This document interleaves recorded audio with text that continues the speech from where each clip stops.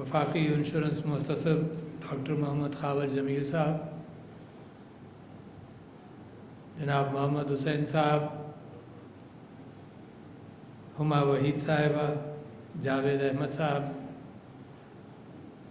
और वफाकी इंश्योरेंस मुतसिब के स्टाफ और एडवाइज़र्स, ख़वातीन व हज़रात, अस्सलाम वालेकुम।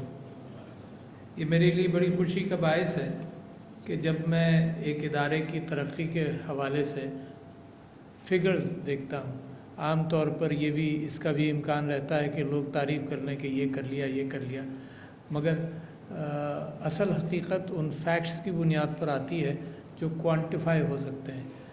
तो ये इंश्योरेंस की जो फील्ड है उसके अंदर मुझे मुसलसल लोग ये बताते रहे हैं कि जितनी तरक्की और जो क्वांटम मईशत के अंदर उसका होना चाहिए उससे कम है, और मैं भी सोचता रहा हूँ कि क्यों कम है।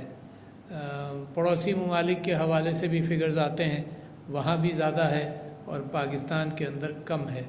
तो मुझे शुरू से एक अपना एहसास था, ज़ाती इनपुट मैं लेकर आया था, और मैं समझता हूँ हर शख्स ये महसूस करता है कि जो मैं सोचता हूँ वही सब लोग सोच रहे होंगे, मगर ये कि जब मैंने लोगों से इस सिलसिले में पूछा तो सबका ख्याल ये था कि जहाँ मजबूरी हो वहाँ तो वो कर लेते हैं, जहाँ रिस्क ज़्यादा हो वहाँ भी फिर फ़िक्र करते हैं कि भाई इसको कर लिया जाए, कोई पता नहीं मैंने सारा पैसा इस मशीनरी में लगाया है जो बाहर से आ रही है, और वहाँ भी कंपल्शन है कि इंश्योर कर लो, क्योंकि नुकसान होगा तो फिर क्या होगा, कितना तुम उसको भुगतोगे।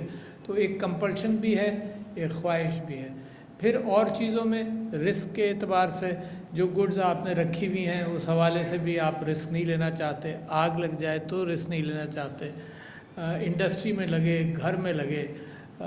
हमने वाकई मोहतसिब साहब का सबसे पहले तो मैं शुक्रिया अदा करूं कि इन्होंने बहुत अच्छे अंदाज से इसके अंदर मेहनत करके एक रोल आगे अपनाया, जो इनका सिर्फ काम था कि सेटलमेंट करा लें प्रॉब्लम्स का, तो इन्होंने उससे आगे जाकर एक कंस्ट्रक्टिव रोल प्ले किया। Development of the insurance sector इनकी ज़िम्मेदारी नहीं थी, मगर इन्होंने फार्मिंग के अंदर प्रोब किया, बहुत सारी जगहों पर इस बात को प्रोब किया कि इंश्योरेंस सेक्टर बढ़ेगा कैसे। तो मैं समझता हूँ कि बहुत ही बेहतरीन मेहनत के साथ ख़ावर जमील साहब आपने काम किया है, एंड क्रेडिट टू यू। और बहुत सारी चीज़ों का सारा अजर यहाँ नहीं मिलता, वहाँ भी मिलता है। लोग भूल जाते हैं, यही सोचते हैं कि यार इसका कंपनसेशन ये मिल रहा है, इससे कहीं ज़्यादा कंपनसेशन आगे से मिलता है। अच्छा, इसका कॉन्सेप्ट क्या है किसी भी चीज़ के हवाले से? एक तो रियासत इंश्योर करती है बहुत सारी चीज़ों को, रियासत इंश्योर करती है इस माना करके it is called social insurance. For example समाजी इंश्योरेंस, जिसके अंदर रियासत का एक हिस्सा है। सैलाब आ गए, आफतें आईं, आग लगी तो वो बग़ैर किसी कॉस्ट के फायर ब्रिगेड भी भेजते हैं। तो ये रियासत का एक इंश्योरेंस है कि मईशत और माशरा एक पुरअमन अंदाज से चलता रहे। अच्छा, फिर रियासत के अंदर एक और चीज़ हुज़ूर अकरम सल्लल्लाहु अलैहि वसल्लम के ज़माने से और उसके बाद डाली गई कि ज़कात का डिस्पर्समेंट, ज़कात is a compulsory deduction from your incomes और वेल्थ, उसका पैसा लेकर फिर रियासत के काम किए जाएं, जिसके अंदर फलाह भी एक बहुत अहम काम है, लोगों की वेलफेयर। तो Pakistan is an Islamic country and looking after the welfare of the people.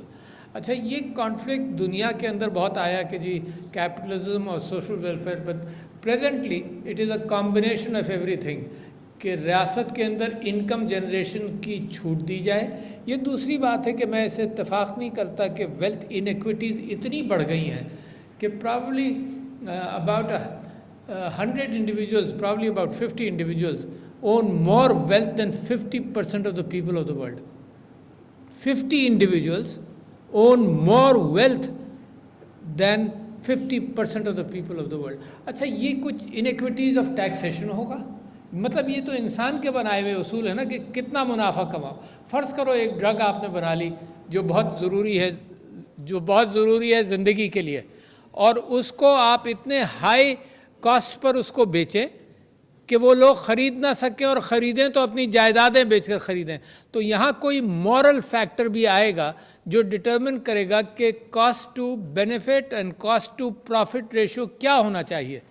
اس وقت آزاد مادر پدر آزاد معاشی اصول دنیا کے اندر اس ایکسپلائٹیشن کو انکریج کر رہے ہیں، اور بیسس یہ بنایا گیا ہے کہ لاسز ہے whatever you want, whatever profits you can want they are given to you. اور نتیجہ یہ ہے لوگ پریڈکٹ کر رہے ہیں کہ this wealth inequity is going to be bigger and bigger with the passage of time.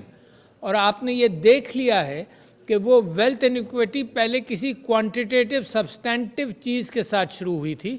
مثال کے طور پر اب between 1950s and 60s to 2005, the top 10 countries, the top 10 multinationals making the highest profit and wealth in the world were related to goods.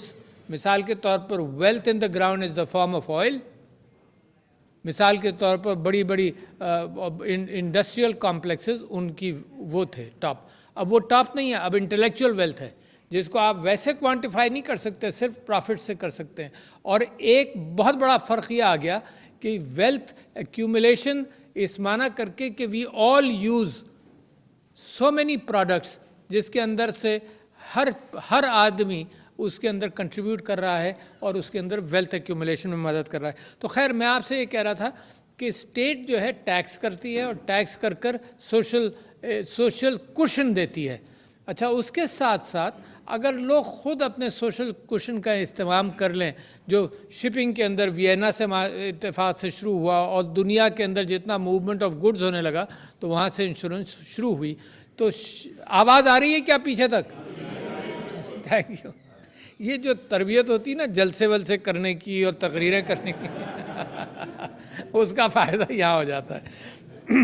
تو لہٰذا میں آپ سے یہ کہہ رہا تھا کہ اگر لوگ اور ادارے independent of the state insurance کا اہتمام کریں تو وہ بھی ایک اچھا طریقہ ہے. مگر اگر ڈسپیوٹ ہو تو کیا کریں؟ یہاں وفاقی محتسب کا کام شروع ہوتا ہے.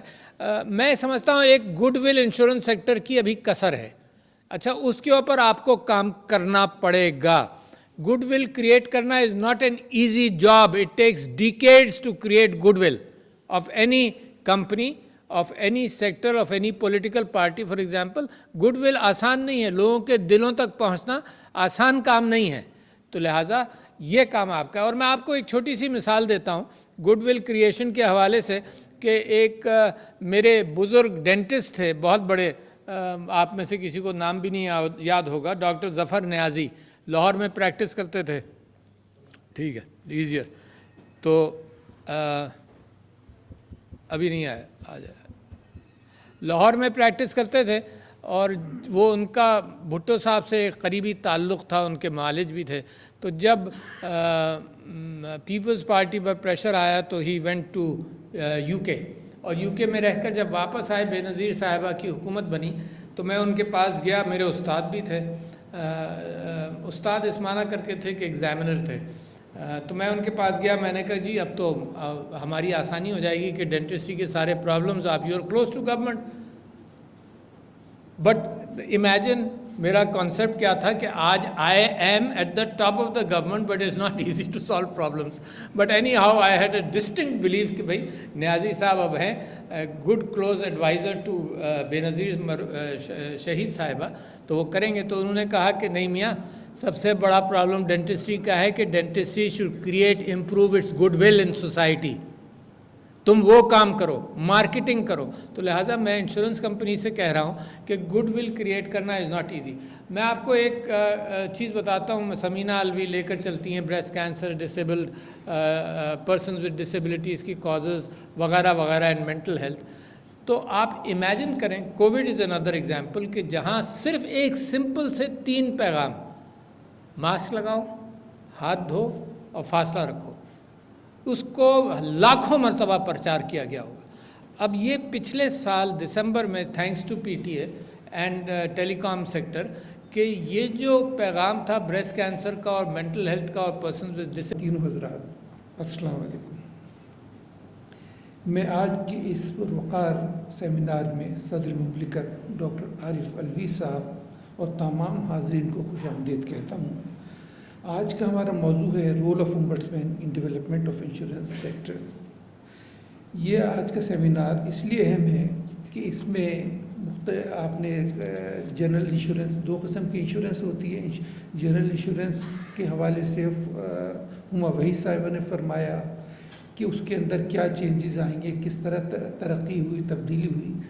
دوسرا لائف انشورنس کے حوالے سے جبلی لائف انشورنس کے مینیجنگ ڈائریکٹر جاوید احمد صاحب نے فرمایا کہ ان کے ہاں کیا تبدیلیاں، کیا محسوس کیا۔ نمبر 3 جو سب سے اہم تھا، جو ان کی ایسوسیشن ہے انشورنس انڈسٹری آف پاکستان کی، ہیر جی صاحب نے تفصیل سے بتایا کس لائنز کے ہم جا رہے ہیں، کیا گائیڈ لائن ان کو دی ہوئی تھی اور اس کے کیا ہمارے پاس اچیومنٹس ہوئے۔ یہ میں آپ کو بتاؤں، اللہ تبارک و تعالیٰ کے کرم سے ساری چیزیں اللہ تعالیٰ نے کروایا اس چھوٹے سے وقت کے اندر۔ اور اس میں سب سے بڑی بات ہے، صدر مملکت کی پہلے دن جو انہوں نے مجھے گائیڈ لائن دی تھی، وہ کہا تھا اس طرح چلنا ہے، ایک ویزیبل چینج لانا ہے۔ تو ویزیبل چینج اس طرح آیا جو مختصراً میں آپ سے عرض کروں گا۔ 2019 میں جب ہم پروسیکیوٹ کرتے تھے، کیس چلا رہے تھے، ایک کے حق میں فیصلہ ہوتا تھا، ایک کے اگینسٹ جاتا، جو بھی جس کے خلاف جاتا تھا وہ اپیل میں جاتے تھے۔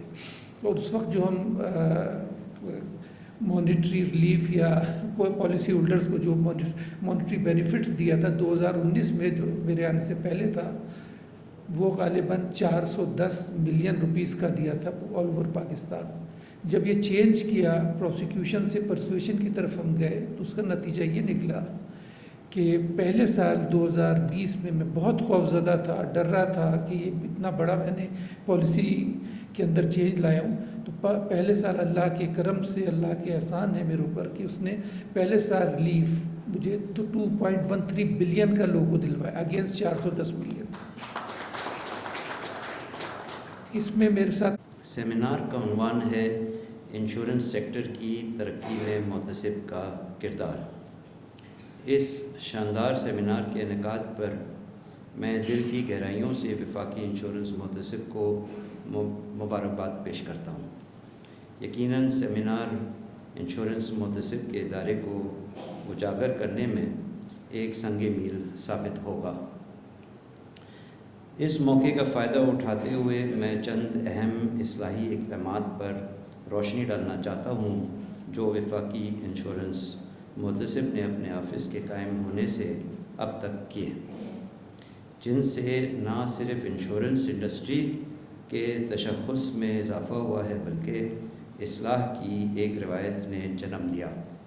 ہولڈر کی رہنمائی کے لیے ایک جامع اور متواتر آگاہی مہم، انشورنس کمپنی اور پالیسی ہولڈرز کے درمیان مذاکرات کے ذریعے جلد کلیم کا حصول، یہاں تک کہ ایک سادہ کاغذ پر لکھی ہوئی انشورنس محتسب کو درخواست پر بھی کلیم کا حصول کم سے کم وقت میں ممکن ہو جاتا ہے۔ محتسب کا ادارہ جو ہے یہ کوئی نیا ادارہ نہیں ہے، کافی پرانا ہے۔ 2000 میں انشورنس آرڈیننس آیا تھا، اس کے بعد سے یہ ادارہ بنایا گیا تھا اور کافی سارے لوگ آئے جو اس ادارے کے سربراہ رہے۔ یہ پہلی دفعہ ایسا موقع ہے کہ انشورنس انڈسٹری، جیسے کہ ہما صاحبہ نے فرمایا کہ یہاں موجود ہے، ادارے کے لوگ بھی موجود ہیں، ایک ساتھ سب موجود ہیں۔ یہ ممکن صرف اس لیے ہوا ہے کہ جو اپروچ تھی اس ادارے کی پچھلے سالوں میں، اور جو ڈاکٹر خاور جمیل صاحب کے آنے کے بعد چینج ہوئی، تبدیلی آئی، وہ بہت نمایاں ہے۔ جیسا کہ ہما صاحبہ نے کہا کہ انشورنس انڈسٹری بدقسمتی سے تھوڑی سی بدنام ہے کہ جی کلیمز نہیں دیتے ہیں۔ ایسا ہرگز نہیں ہے، انشورنس انڈسٹری کلیمز دیتی ہے، صرف شاید اس بات کو انشورنس انڈسٹری نمایاں نہیں کرتی یا اجاگر نہیں کرتی کہ ہم کتنے کلیم دیتے ہیں۔ ایسی مثال کے طور پہ بتانا چاہوں گا کہ جتنے پیسے ہم کمپلینٹس میں سیٹل کرتے ہیں، اس سے 50 گنا زیادہ ہم کلیمز میں سیٹل کرتے ہیں۔ So claim volumes run into hundreds of billions of rupees, جو کہ لوگوں کو شاید پتہ نہیں چلتا ہے۔ تو میرا خیال یہ ہماری اپنی کوتاہی ہے کہ ہم اس کو اجاگر نہیں کرتے ہیں، نمایاں نہیں کرتے ہیں کہ انشورنس انڈسٹری کلیم دیتی ہے۔ لیکن جہاں تک بات ہے کمپلینٹس کے حوالے سے، یا جہاں پر ڈسپیوٹ آ جاتا ہے کلیمز کے حوالے سے، وہاں میں سمجھتا ہوں کہ ایک بڑی نمایاں تبدیلی آئی، اور اس کا عموماً ایک تاثر یہ تھا کہ انشورنس محتسب کا جو ادارہ ہے وہ पॉलिसी होल्डर्स की साइड लेके उनको करता है, तो असूलन इंश्योरेंस इंडस्ट्री को यहाँ खड़े होके बुराइयाँ करनी चाहिए। खावर शमील साहब हमारी मावनत करते हैं और हमारे मसाइल को समझते हैं। मुहतसिब मोहम्मद खावर जमील साहब और इनके मावनीन एडवाइज़र्स और मुबशिर साहब, अस्सलाम वालेकुम। इंश्योरेंस इंडस्ट्री इकनॉमी का एक अहम सतून है। ये इंडस्ट्री अपने मसाइल के बावजूद एक फॉल टैक्स पेयर और रेगुलेटरी कंप्लाइंट इंडस्ट्री है। देखा जाए तो रेगुलेटरी साइकिल को रवा रखने की सलाहियत रखती है। हमारे माशरे में इंश्योरेंस मजबूरी में ली जाती है, आदतन नहीं। इंश्योरेंस को फ़रोग़ ना मिलने की वजह मनफी सोच भी है और इसकी प्रमोशन भी है, जिसमें सबसे पहले जो एक वर्ड आता है क्लेम की अदम अदायगी, जिसका ये गलत तासुर है और क्लेम की अदायगी को जबरन के ज़ुमरे से निकाल कर मफ़ाहिमत और सालिसी के रास्ते पर डालने में मोहतरम खावर जमील साहब का किरदार बहुत अहम है। आप क्लेमेंट डालने के लिए जनरल इंश्योरेंस में एक बहुत बड़ा ग्रुप है, द यूनाइटेड इंश्योरेंस ग्रुप। उसकी जो इंसाफ की फरहमी हो उसमें देर हो, बल्कि परसुएशन से और जो एसेंस ऑफ लॉ है एमिकेबल सेटलमेंट हो, मीडिएशन के थ्रू इंडस्ट्री के साथ कंप्लेनेंट्स को आप बिठाएं और मीडिएशन के थ्रू कोशिश करके मसाइल का हल करें। इसका सन 2006 में मारज वजूद में आया। अचीवमेंट और परफॉर्मेंस के हवाले से एक डॉक्यूमेंट्री चलाई जाएगी। इसमें तमाम जो पिछले ख़ास तौर पर रीसेंट पास्ट में जो परफॉर्मेंस हुई है, जो अचीवमेंट्स